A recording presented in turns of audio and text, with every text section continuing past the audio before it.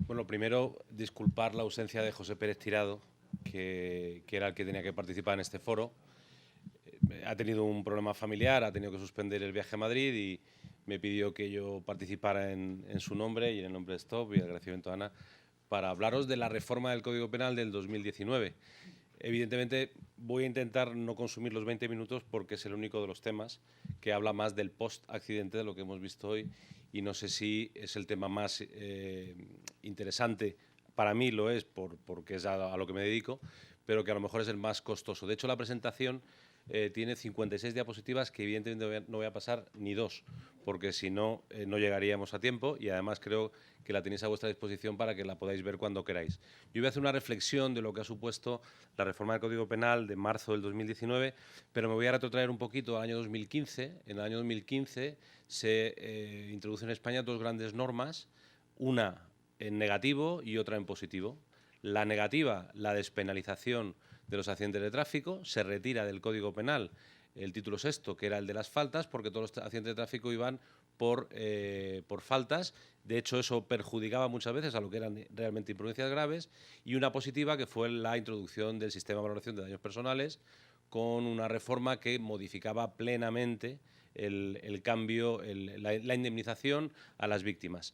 Esa norma, como se publicó posteriormente a la reforma del Código Penal, también aprovechó para la modificación de la Ley de Responsabilidad Civil y ayudar a que aquello que había desaparecido para las víctimas, que era poder acceder a la justicia penal con un médico forense que valorase sus lesiones y un juicio rápido que permitiese una indemnización a corto plazo del lesionado, pues como eso desaparecía, buscar una alternativa.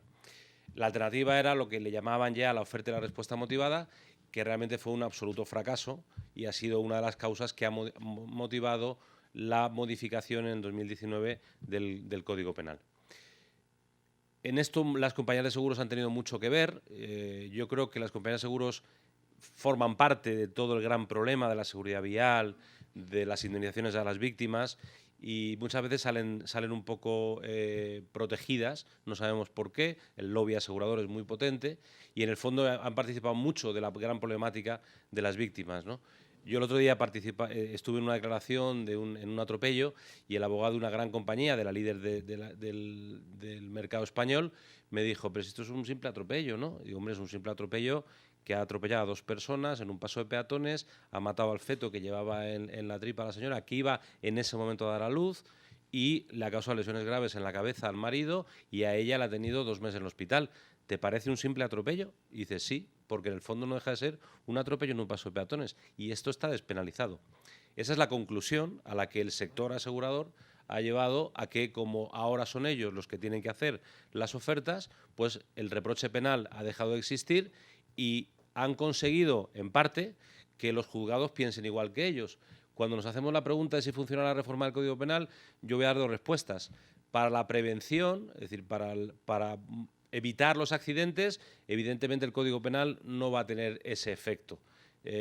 Yo creo que salvo un plan estratégico desde tráfico se pueda poner en marcha, porque claro, que tú a un chico joven le digas ahora que si tiene la mala suerte de matar a un número relevante de personas, que no sabemos cuántas son relevantes para mí son 2 que mueren en un accidente, pero para la ley parece que está pensando más en 5, como él no tiene en mente que va a matar ni a uno, pues que le digas que si mata a 3 o 4, la pena se le va le va a aumentar en un grado, pues tampoco le va a hacer mucho efecto. Por lo tanto, la estrategia, el plan de acción que desde la normativa penal tenemos que poner en marcha para que influya en la prevención de accidentes de tráfico, desde luego no va por cambiar pequeños detalles, ¿no?, de la norma, de si consigo que haya una penalización mayor o menor con la imprudencia, si no concienciamos entre ellos a los propios jueces para que de verdad el reproche penal se ponga en marcha.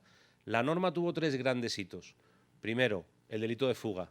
El delito de fuga ha sido un logro muy motivado por las presiones sociales que se hicieron desde asociaciones de ciclistas, de las personas que habían sido afectadas por ese accidente. Hubo una persona que dirigió de alguna forma ese plan.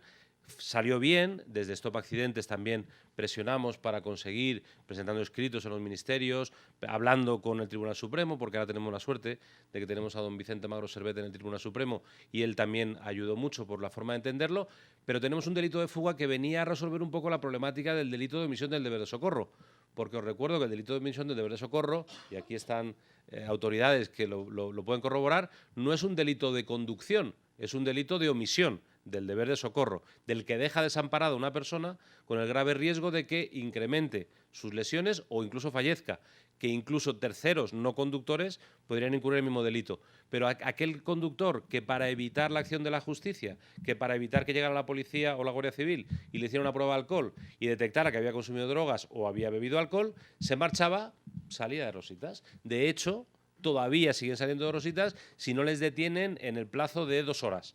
Porque los forenses han decidido que si la prueba de alcohol te la hacen a las 3 horas, 4 horas y todavía, aunque das positivo, la curva sería descendente, como ha pasado ya tanto tiempo, ya no puedo hablar de la influencia del alcohol en la conducción. Por lo tanto, el delito contra la seguridad vial ya no lo pongo en marcha. Por lo tanto, ese delito de fuga era absolutamente necesario. Un delito de fuga que evitaba la acción de la justicia. La otra gran mejora era que los delitos contra la seguridad vial, que desgraciadamente, y lo digo así porque creo que no solo tenemos que juzgar los delitos contra la seguridad vial del alcohol y de las drogas, que la imprudencia, la violencia vial, no depende solo del alcohol. Casi diría, y muchas veces lo pienso, que el uso de drogas o el alcohol tendría que ser favorecedor al causante porque él no quería matar a nadie, pero como iba drogado, pues lo ha matado, ¿no? ¿Es un atenuante o no es un atenuante? Sin embargo, la gente que conduce con exceso de velocidad, que no se puede demostrar, que es otro de los problemas que tenemos, pero que sí hay indicios que a la Guardia Civil o a la Policía Municipal le lleva a determinar que esa persona estaba conduciendo con una velocidad, en una conducta temeraria. Cuando llega a los tribunales, esa conducta temeraria va desapareciendo, porque como no tenemos la prueba de la velocidad, porque no había un radar que detectara a esa persona a 150 km por hora o a 200, lo evitamos. Y pongo el caso del futbolista Reyes, que todavía estamos discutiendo si iba a 110 o si iba a 210, porque hay un reconstructor que ha dicho que iba a 250 y otro a 110. Claro, eso no hace ningún beneficio, ni a las víctimas ni al propio procedimiento, porque al final lo que tenemos que determinar es una persona que ha matado a alguien, al margen de que haya ido bebido o drogado, ¿tiene que responder penalmente? Pues evidentemente si graduamos las penas y esa conducta para los conductores que todos los días salimos a la carretera sabemos que puede estar ahí porque a lo mejor no bebemos o a lo mejor no nos drogamos y decimos, bueno, mientras no bebamos, nos drogamos, no vamos a tener ningún problema. Pero resulta que sí que hay un problema cuando te saltas un semáforo. Pero resulta que una policía municipal de Madrid que hace un estudio en un caso importante de una pierna catastrófica, donde determina que la conductora se ha saltado el semáforo, que al menos llevaba 14 segundos en rojo, que califica el hecho como una imprudencia grave, para que se le juzgue penalmente, cuando llega al juzgado se archiva. ¿Y por qué se archiva? Porque los accidentes de tráfico se despenalizaron en 2015. Gran error que la Audiencia Provincial, por ejemplo, de Madrid está intentando resolver, pero que no lo consigue. Lo que ha ocurrido con el año 2015 es que no lo hemos resuelto. Y ha llegado la reforma del 2019 y la tercera mejora, ¿cuál es? Que es la más criticada por el sector asegurador, que las lesiones del 147.1 del Código Penal, las del 147.1 del Código Penal eran las históricas que iban a las faltas, que son lesiones que requieren de tratamiento médico-quirúrgico, las normales, una fractura, un brazo, pues una luxación, que requiere un tratamiento, esas se habían quedado fuera del Código Penal. Todos los accidentes de tráfico donde hubiera reproche penal, salvo la imprudencia grave, dependían de que tuvieras la mala suerte de que te amputaran una pierna, un brazo, tuvieras inutilidad de miembro, te quedaras en una silla de ruedas, ahí sí que nos íbamos a la imprudencia menos grave. Una imprudencia menos grave que os digo, es casi lo del juicio de faltas de antes, porque es una multa económica, a veces ni retirada de carné, un juicio muy sencillito que se hace en la propia instrucción. Bueno, hemos conseguido que el 147.1 entre dentro de la tipología de la imprudencia menos grave, pero hemos cometido un error, o se ha cometido un error legislativo, que hay una frase que los jueces están utilizando y es que el juez valorará la entidad de la imprudencia, por lo que le dejamos al juez o al Ministerio Fiscal que decidan si ese caso, aunque cumpla la norma penal, porque otro de los grandes méritos es que las infracciones graves del Código de Circulación ya se consideran imprudencia menos grave, pero el juez va a valorarlo. Cuando determina el juez que es una infracción del Código de Circulación, efectivamente, se ha saltado el semáforo. Pero si se lo ha saltado porque resulta que es que, como hay un semáforo de estos de permite el giro, se puso intermitente el del giro, el coche salió y dijo, pues yo ya puedo salir. Entonces salió de frente, en la Castellana, cruzando 3 carriles, y mata a una persona.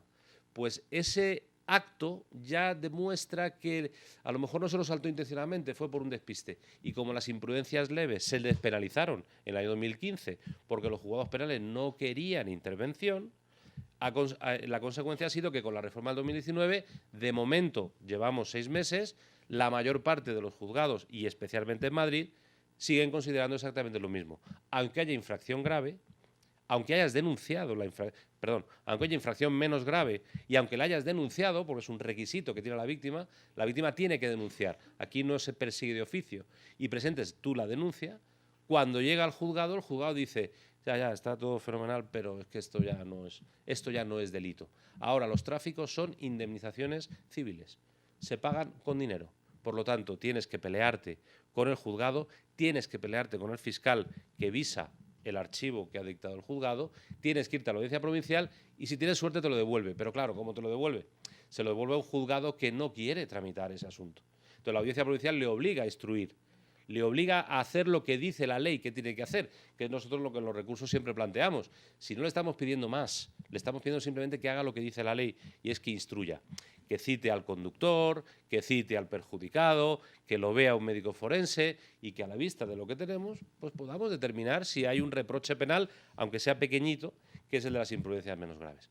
Bueno, yo no quiero extenderme mucho más, que también alabar un poco la labor, y en este caso mi socio tiene mucho que ver, José Pérez Tirado, de lo que ha sido la reforma del sistema de valoración de las indemnizaciones por accidentes de tráfico, porque hay una comisión de seguimiento de esa ley que también ha ayudado a impulsar esta reforma del Código Penal ante el incumplimiento permanente de las aseguradoras sobre las ofertas, sobre el coste que había supuesto para las víctimas tener que contratar siempre a un abogado, que aunque es una recomendación normal en lesiones más o menos graves, de tener un abogado de confianza que te lleve el asunto y especializado, pero había tenido que hacerlo en todos los supuestos, porque las aseguradoras, cuando era pequeñito, no cumplían y tú por 1.500 euros, 2.000 euros, pues no te vas a ir a un juicio, y en los asuntos más o menos medianos dependías de que la aseguradora te hiciera la oferta. Pues esa comisión de seguimiento ha presionado para esta reforma, ha presionado para que haya más procedimientos penales donde haya un médico forense,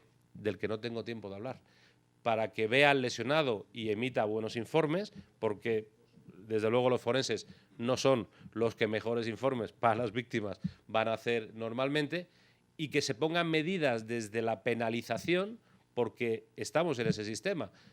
Educación vial se intenta, pero no se consigue. Y las penas al final hacen efectos.